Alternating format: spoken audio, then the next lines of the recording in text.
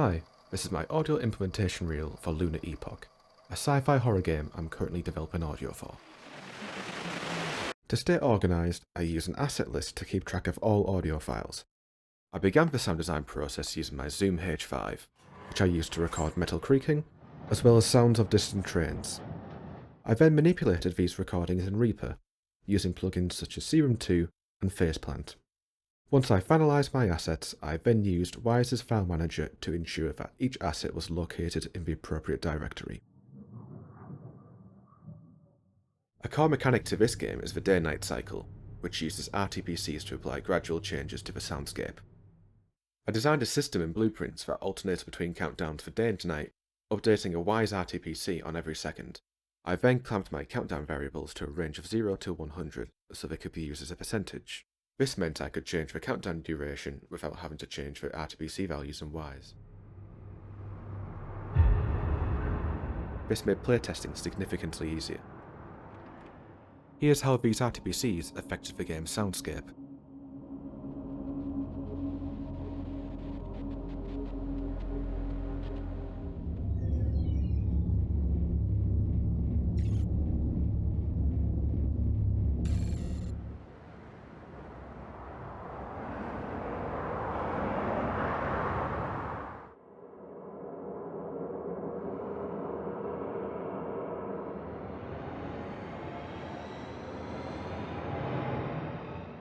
During a profiling session, I noticed that the wind audio event was using up a lot of voices. To optimize performance, I set up multi-position sources in Blueprints to reduce the voice count in Wise.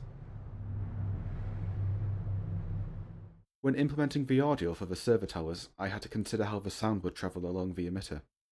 I couldn't simply use a larger attenuation radius, as the audio would overlap.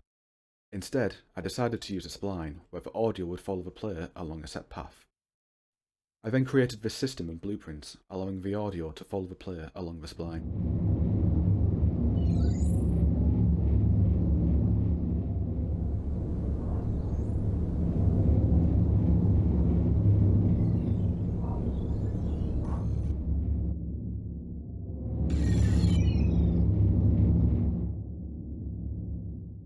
I created a Blueprints component that handled basic audio occlusion, using a line trace to check if there were any objects blocking the sound source from the listener.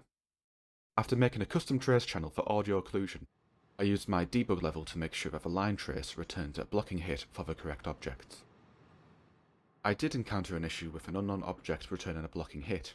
However, I quickly resolved this by using breakHitResult to return the hit component data, which showed me that the character blueprint had the custom trace channel set to block instead of ignore. I then implemented volume and filter attenuation using an RTPC, the scale of which was determined by the distance between the impact point and the listener.